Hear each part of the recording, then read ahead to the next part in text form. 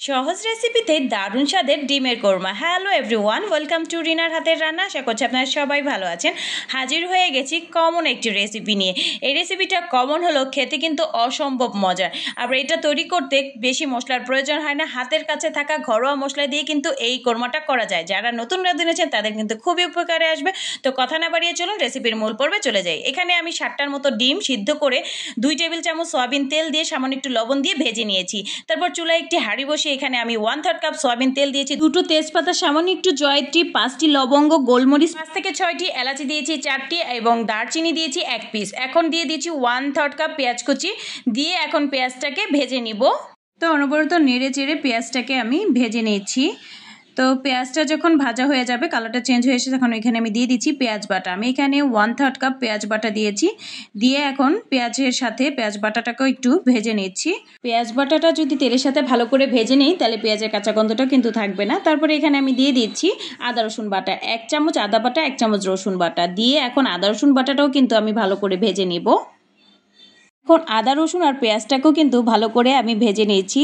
আর আদা রসুন পেঁয়াজটা ভালো করে ভাজা হয়ে গিয়েছে। এখন এ পর্যায়ে দিয়ে দিব পানি, মশলা কষানোর জন্য দিয়ে দিলাম সামান্য একটু পানি। পানি দেওয়ার পর এখন এখানে গুঁড়া মশলা অ্যাড করছি। মরিচের গুঁড়া 1 চামচ, ধনিয়ার গুঁড়া 1 চামচ আর জিরার গুঁড়া দিয়ে এটাকে ভালোভাবে নেড়ে চেড়ে আমি মশলাটাকে কষিয়ে নিব। ধাপে ধাপে আমি মশলা কষাবো, কারণ ডিমের কোরমা হতে বেশি সময় লাগে না, তাই আগে আমি মশলাটাকে কষিয়ে নিব। তো যে মশলাটা কষানো হওয়ার পরে এখানে এখন আমি দিয়ে দিব 1.5 টেবিল চামচ টক দই, তারপরে দিয়ে দিব বাদাম বাটা 2 টেবিল চামচ। এখানে আমি কাজু বাদাম দিয়েছি, আপনারা চাইলে চীনা বাদামটাও দিতে পারেন। আর টক দইটাতে যদি পানি থাকে তাহলে পানি ঝরিয়ে টক দইটা নিতে হবে। আমি টক দইটা ফেটিয়ে নিয়েছি। এখানে আমি টক দই আর বাদাম বাটারটাকেও আবারও ভালোভাবে কষিয়ে নিব।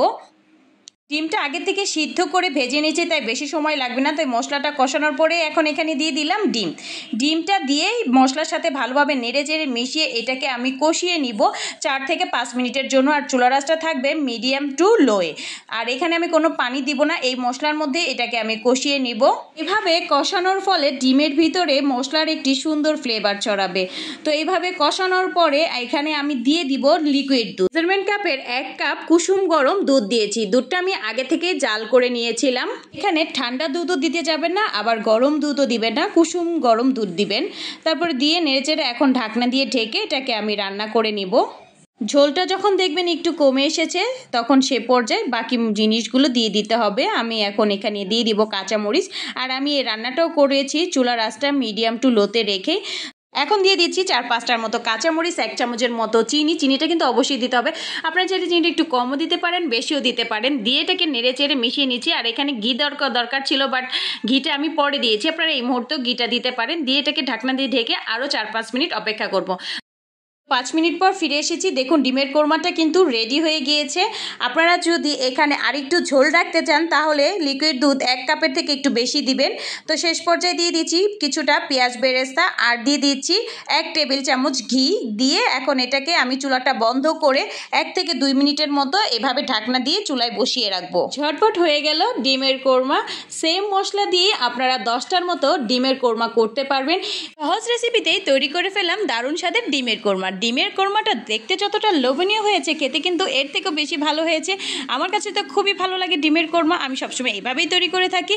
পোলাও কিংবা বিরিয়ানি সব কিছুর সাথে কিন্তু ডিমের কোরমা খুবই ভালো লাগে। নতুন নতুন রাঁধুনি প্রবাসী ভাইয়ের অবশ্যই কিন্তু এই রেসিপিটি ট্রাই করবেন। আর আমার রেসিপিটা যদি আপনাদের কাছে ভালো লেগে থাকে তাহলে অবশ্যই লাইক, কমেন্ট এবং সাবস্ক্রাইব করবেন। পাশে থাকা বেল আইকনটি প্রেস করে রাখবেন। আপনার একটি মূল্যবান লাইক অ্যান্ড কমেন্টসে আমাকে নতুন নতুন ভিডিও তৈরি করতে উৎসাহ জাগায়।